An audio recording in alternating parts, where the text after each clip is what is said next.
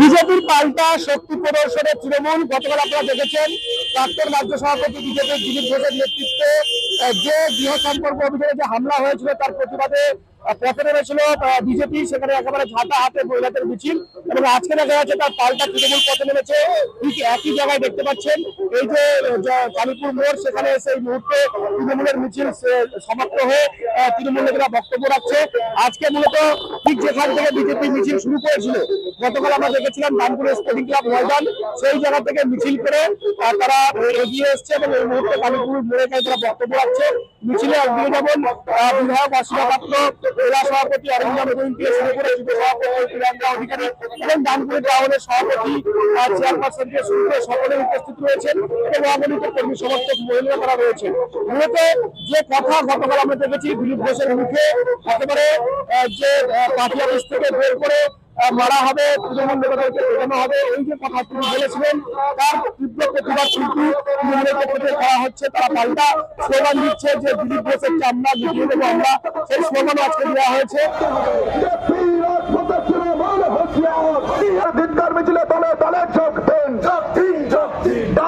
রাজনীতিতে অপসংস্কৃতির আমদানিকারী 18 নম্বর ওয়ার্ডের কাউন্সিলর তোমায় জানাই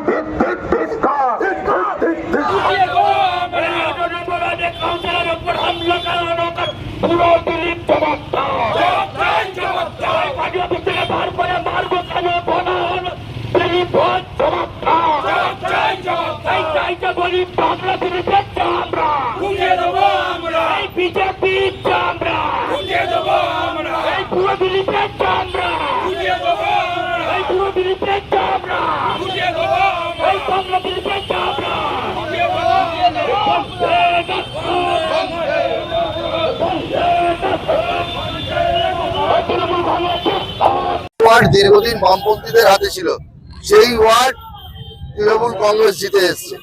কাজেই এটা থেকেই পরিষ্কার যে এই ওয়ার্ডের মানুষ সেই সূর্যকে চায়, সেই কাউন্সিলরকে চায়। তাহলে এটা বলার নতুন করে কিছু নেই। দিলীপ ঘোষ যে যার এই অঞ্চলের সাথে, এই শহরের সাথে তার কোনো পরিচিতি নেই, সে এসে যদি ধমকি দেয় এলাকার মানুষ মানবে কেন? তারা দাবি করছে তারা নাকি অভিযানে গিয়েছিল, তাদের লিফলেট বিলি করতে, সেখানে তাদেরকে মারধর করা হয়েছে। দেখুন একটা কথা বলি, এই শহর শান্ত শহর, এই জেলা শান্ত জেলা, এখানে কোনোদিন অশান্তি ঝামেলা জাতি দেখবেন না। 34 বছরে বামফ্রন্ট থাকাকালীন সাধারণ মানুষের উপর অন্য রাজনৈতিক দলের উপর অত্যাচার হতো, কিন্তু 2014 সালে তৃণমূল সরকার ক্ষমতায় আসার পর মানুষ গণতান্ত্রিক অধিকার ফিরে পেয়েছে।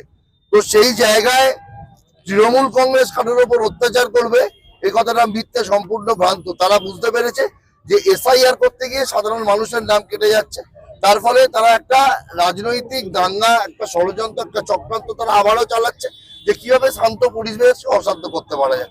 নাহলে একজন মানে দায়িত্বপ্রাপ্ত একজন নেতা বিজেপির, সে কখনো বলতে পারে যে তার বাড়ি থেকে বার করে কাউন্সিলরকে মারবো? তারা ক্ষমতায় নেই, কিছু নেই, তারা এখনই তারা ধমকি দিচ্ছে। এরা যদি ক্ষমতায় আসে সাধারণ মানুষ বিপদে পড়বে।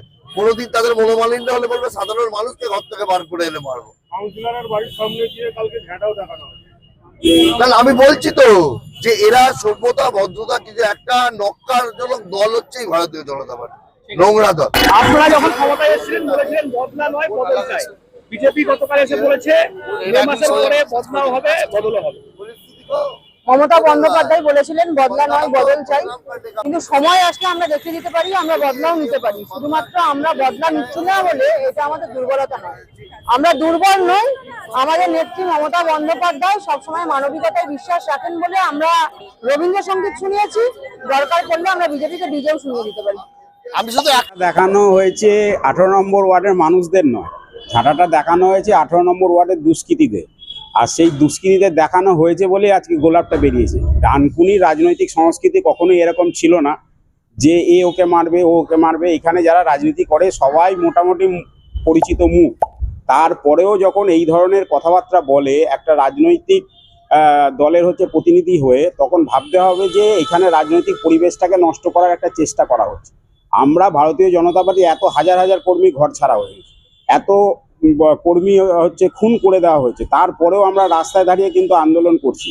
অন্য দল হলে তাদের খুঁজে পাওয়া যেত না।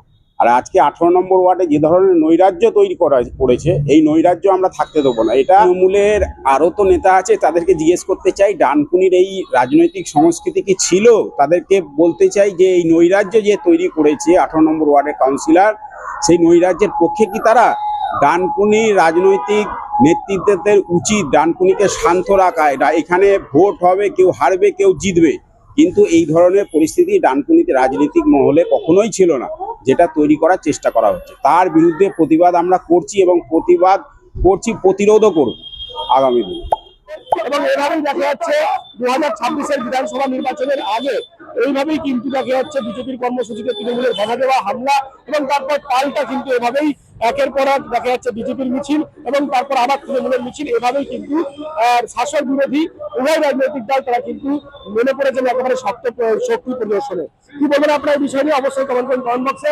এরকম আরো খবর পেতে নজর রাখুন ডিএনএন বাংলা। ডিএনএন বাংলা সবার মনে সবার ফোনে।